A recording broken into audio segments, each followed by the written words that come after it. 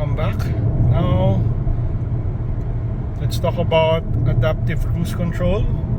I think this is one of the key features that we all liked or wanted to get. That's why we got this car. So how do you turn on adaptive cruise? So it's this button, upper left right here. You just turn it on, then you will see a notification there, and then that green light, as you can see, na may number siya ngayon, 96.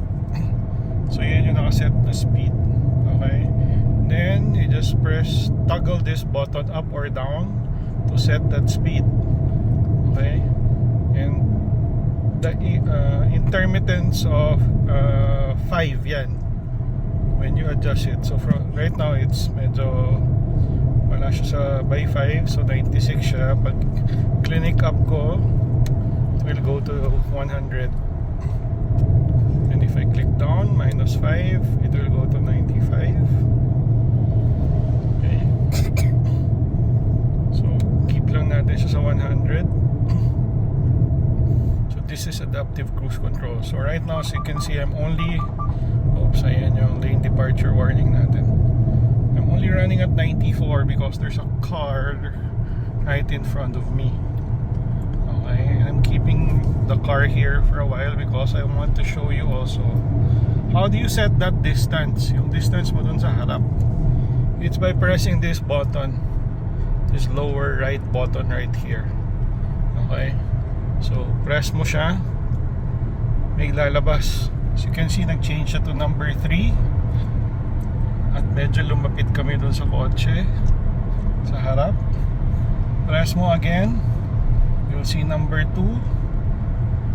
Tapos lalapit ka ulit dun sa may harap. But because this is the highway, I want to keep yung pinaka farthest distance ko. So I'll just keep it at 4. Okay, so the car will go back to the farthest distance that you can do for adaptive cruise. So there, we're only running at 90 right now. That's basically it. That's how you set adaptive cruise control using your button here. Okay, just in case you needed to turn it off, this is your button to turn it off. Okay, or you can simply press on the brake. You will see there, mag-off siya. So I'm going to tap the brakes gently. So ACC off. Okay, because I pressed the brake.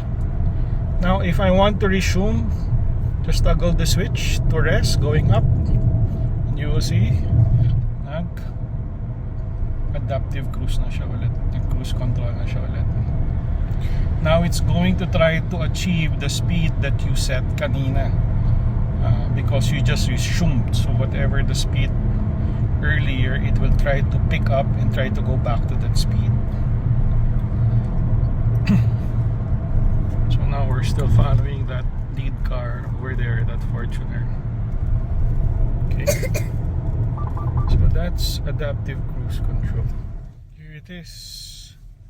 This is the power of adaptive cruise control. You're now stuck in traffic, but my feet are so relaxed, not doing anything. It's speeding up, slowing down as necessary, like that. It's really a game changer. This is the reason why we love this car. This is the reason why we got this car. This is it. Enjoying the full benefits of it. Wow.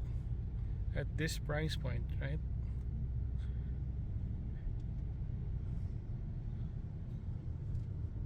Woohoo! Yay! Look at that. It goes on by itself. Man.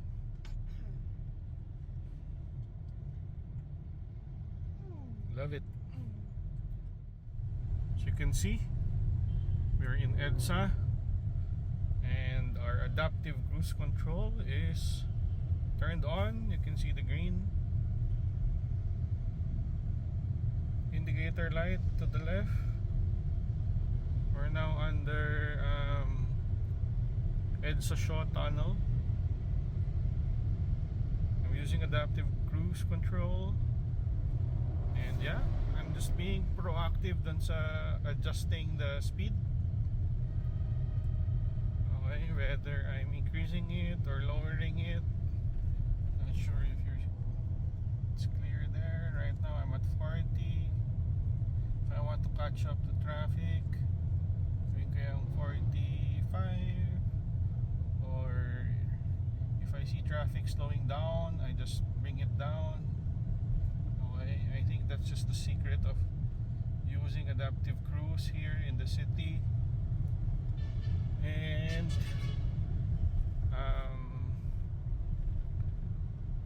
in terms of yung distance, I think the ideal distance would be yung 2-second delay. Don't use yung 1 kasi masyadong madalas mag-a-appear yung front collision warning. So yeah, our adaptive cruise control in our CS35 is EDSA certified. You can definitely use it within the metro, lalo na if the traffic is not so heavy like this.